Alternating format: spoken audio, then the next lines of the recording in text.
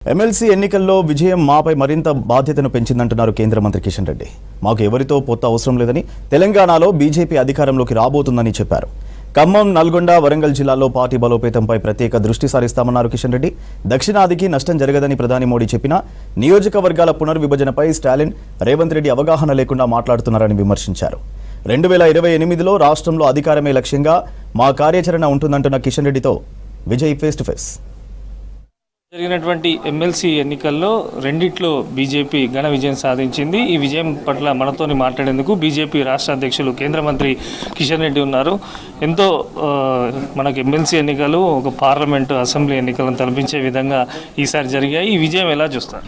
ఇప్పుడే కాదు, గత పార్లమెంట్ ఎన్నికలప్పుడు కూడా తెలంగాణ ప్రజలు ఎంతో విశ్వాసంతో, ఎంతో నమ్మకంతో ఈ రాష్ట్రంలో కూడా భారతీయ జనతా పార్టీ బలపడాలని, భారతీయ జనతా పార్టీ ఒక ప్రత్యామ్నాయ శక్తిగా ఎదగాలని తెలంగాణ ప్రజలు ఆలోచించి ఆ రోజు 8 సీట్లు కాంగ్రెస్ పార్టీ, అధికారంలో ఉన్నటువంటి కాంగ్రెస్ పార్టీకి 8 సీట్లు వస్తే బీజేపీ కూడా 8 సీట్లు ఇవ్వడం జరిగింది. 37% ఓటు బీజేపీకి రావడం జరిగింది. 77 లక్షల ఓట్లు బీజేపీకి వేయడం జరిగింది.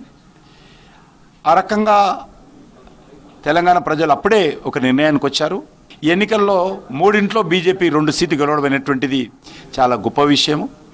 తప్పకుండా ఈరోజు తెలంగాణలో భారతీయ జనతా పార్టీ బలపడుతుందని, మరొకసారి బలపడాలని ఈరోజు తెలంగాణ ప్రజలు కోరుకుంటున్నారని ఈ ఎన్నికల ద్వారా తమ యొక్క అభిప్రాయాలను, తమ ఆలోచన విధానాన్ని ప్రజలు వ్యక్తం చేశారు. మరింతగా కష్టపడి వచ్చే శాసనసభ ఎన్నికలకు సిద్ధం కావడమే మా ముందున్నటువంటి ఏకైక కర్తవ్యం. అంటే ప్రధానంగా కాంగ్రెస్ ఆరోపిస్తుంది, బీఆర్ఎస్ మద్దతుతోనే ఇటు పార్లమెంట్లో కానీ ఎమ్మెల్సీలో బీజేపీ విజయం సాధించింది. నెక్స్ట్ జరిగే ఏ ఎన్నికలైనా మళ్ళీ కాంగ్రెస్దే అని చెప్పి కాంగ్రెస్ మంత్రులు కానీ సీఎం కూడా మాట్లాడుతున్నటువంటి సిచ్యువేషన్. ఎన్నికల్లో ఒకటే అడుగుతా ఉన్నాను, టీఆర్ఎస్ పార్టీ బీజేపీకి మద్దతు ఇచ్చిందని ఎక్కడైనా ఒక ఆధారం చూపిస్తారా? నెంబర్ 1. రెండోది, వాళ్ళు ఎందుకు పోటీ చేయలేదు? కాంగ్రెస్ పార్టీ వాళ్ళు ఎవరికి మద్దతు ఇచ్చారు? కాబట్టి కాంగ్రెస్ పార్టీ కానీ టీఆర్ఎస్ కానీ టీచర్స్ కాన్స్టిట్యున్సీలలో ఇండిపెండెంట్లకు మద్దతు ఇచ్చారు. ఇక్కడ కూడా గ్రాడ్యుయేట్ కాన్స్టిట్యున్సీలో కూడా టీఆర్ఎస్ పార్టీ కానీ కాంగ్రెస్ పార్టీ కానీ కొంతమంది ఇండిపెండెంట్స్కి మద్దతు ఇచ్చారు, కొంతమంది వాళ్ళ అభ్యర్థిని పెట్టుకున్నారు. అంటే వరంగల్, ఖమ్మం, నల్గొండ కూడా పోటీ చేశారు. అక్కడ అంటే 3 విజయం సాధిస్తామని చెప్పి పదే చెప్పినప్పటికీ అక్కడ ఏం జరిగింది అనుకో? తప్పకుండా మాకు ఉన్నటువంటి పరిస్థితుల్లో 100% అన్ని సీట్లు గెలవం కదా, లేకపోతే ఎలక్షన్స్ ముందే ఓడిపోతామని చెప్పం కదా, ఎవరైనా చెప్తారా ఏ పార్టీ కానీ? కాబట్టి అక్కడ మాకు కొద్దిగా బలహీనంగా ఉన్నాము.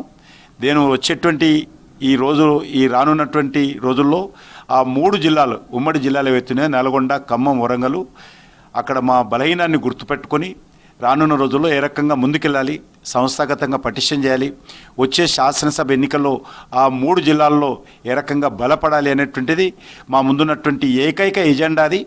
ఆ 3 జిల్లాలలో ఒక ప్రత్యామ్నాయ శక్తిగా బీజేపీ ఎదగడం కోసం ప్రత్యేక కార్యాచరణ ప్రణాళిక రూపొందించుకొని ముందుకెళ్తాం. అంటే ఎన్నికలు వచ్చేసరికి బీజేపీ హిందూ ముస్లిం అనేటువంటి ఒక ఎజెండాను ముందర పెట్టుకొని గెలుస్తుందనే వాదన కూడా వినిపిస్తుంది. ఇక్కడ పట్టభద్రుల్లో, టీచర్లో హిందూ ముస్లిం కాదు, కాంగ్రెస్ పార్టీ వైఫల్యం, ఈ ప్రభుత్వ వైఫల్యం కారణంగా బీజేపీ గెలిచింది, హిందూ ముస్లిం కారణం కాదు. ఇక్కడ గెలిచింది కాంగ్రెస్ వైఫల్యము. ఉపాధ్యాయుల సమస్యల మీద మేము చేసినటువంటి పోరాటము, నిరుద్యోగ సమస్యల మీద మేము చేసినటువంటి పోరాటము, ఈరోజు నరేంద్ర మోడీ గారి నాయకత్వంలో తెలంగాణలో భారతీయ జనతా పార్టీ బలపడాలనేటువంటి తెలంగాణ ప్రజల ఆకాంక్ష, రానున్న రోజుల్లో తెలంగాణలో డబుల్ ఇంజన్ సర్కార్ రావాలని తెలంగాణ ప్రజల కోరిక ఈ ఎన్నికల ద్వారా మరొకసారి ప్రస్ఫుటమైంది. దక్షిణ రాష్ట్రాలకు అన్యాయం జరుగుతుంది. పార్లమెంట్, అసెంబ్లీ విభజన సందర్భంగా ఇప్పుడే స్టాలిన్ కూడా దక్షిణ రాష్ట్రాల సీఎంకు కూడా లెటర్ రాసి ఒక జేఏసీని ఏర్పాటు చేయబోతున్నారు. నిజంగానే అది జరగబోతుంది. దున్నపోతు ఈనిందంటే దూడం కట్టేయమన్నాడట. ఈరోజు స్టాలిన్ పరిస్థితి, రేవంత్ రెడ్డి పరిస్థితి ఆ రకంగా ఉంది. ఆలు లేదు, చూలు లేదు. ఈరోజు తమిళనాడు ఎలక్షన్స్ ఉన్నాయి కాబట్టి 4 సంవత్సరాల్లో స్టాలిన్ తమిళనాడుకి ఏం చేసిండో చెప్పుకోవడానికి ఏం లేదు. ఈ యొక్క తమిళ భాష ప్రభావితం చేయడం కోసం, తమిళ భాష ప్రోత్సహించడం కోసం కానీ ఏ రకమైనటువంటి కార్యక్రమం చేయలేదు. కాబట్టి ఈరోజు ఆయనకు హిందీ జ్ఞాపకం వచ్చింది, ఈరోజు కాన్స్టిట్యున్సీలు జ్ఞాపకం వచ్చాయి. దేశ ప్రధానమంత్రిగా లోక్సభలో చాలా స్పష్టంగా ప్రైమ్ మినిస్టర్ చెప్పాడు, మేము ఏ రాష్ట్రాన్ని కూడా ఒక పార్లమెంట్ సీటు తగ్గించబోమని. గతంలో కాంగ్రెస్ పార్టీ ఏ రకమైనటువంటి చట్టం చేసిందో ఆ చట్టం పరిధిలోనే ఈరోజు పార్లమెంట్ నియోజకవర్గాల పునర్విభజన జరగబోతూ ఉన్నది. కానీ మేము చెయ్యము అన్నప్పుడు, అధికారం ఉన్నప్పుడు మేము చేయమని చెప్పిన తర్వాత, ప్రధానమంత్రి గారు చెప్పిన తర్వాత, హోంమంత్రి చెప్పిన తర్వాత మీరు చేస్తారు, నేను మీటింగ్ పెడతా, మిమ్మల్ని విమర్శిస్తా అంటే నీ కర్మ, విమర్శించుకో. చివరిగా సంస్థాగత ఎన్నికల్లో పార్టీ బిజీ ఉంది. బీజేపీ కొత్త అధ్యక్షుడు ఎప్పుడు రాబోతున్నారు రాష్ట్రానికి, ఏ రకంగా ఉండబోతుంది నెక్స్ట్ భవిష్యత్తులో బీజేపీ కార్యాచరణ కానీ, ఎందుకంటే కాంగ్రెస్కు ప్రత్యామ్నాయం మేమే అని చెప్పి పదే పదే మీరు చెప్తూ వస్తున్నారు. నెక్స్ట్ ఎలా ఉండబోతుంది పార్టీ పరిస్థితి రాష్ట్రం? మేము పదే పదే చెప్పడం కాదు, ప్రజలు కూడా ఆ రకంగా మా పట్ల ఆశీస్సులు అందజేస్తూ ఉన్నారు. కాంగ్రెస్కు ప్రత్యామ్నాయం బీజేపీ అని లోక్సభ ఎన్నికల్లో స్పష్టమైంది. కాంగ్రెస్కు ప్రత్యామ్నాయం తెలంగాణలో భారతీయ జనతా పార్టీ మాత్రమే ఉండాలని ఈరోజు పట్టభద్రులు, ఉపాధ్యాయులు, ఉద్యోగస్తులు, గ్రాడ్యుయేట్స్, మేధావులు, తెలంగాణ ప్రజలు ఓటేశారు. కాబట్టి ఖచ్చితంగా కొత్త అధ్యక్షుడు వస్తారు. తమిళనాడుకు, కర్ణాటక, ఆంధ్రప్రదేశ్, తెలంగాణ, కేరళ ఇవన్నిటికీ అధ్యక్షుడు వస్తారు.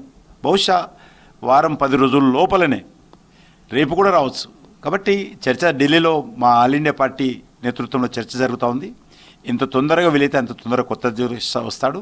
మా ముందున్నటువంటి ఏకైక ఎజెండా వచ్చే శాసనసభ ఎన్నికలు, వచ్చే పార్లమెంట్ ఎన్నికల్లో తెలంగాణలో మా ప్రభుత్వం ఏర్పాటు చేయడము, పార్లమెంట్ సభ్యులు అత్యధికంగా కల్పించి 4వసారి కేంద్రంలో భారతీయ జనతా పార్టీ ప్రభుత్వం తిరిగి తీసుకురావడమే మా ప్రధానమైనటువంటి ఎజెండా ఉంటుంది.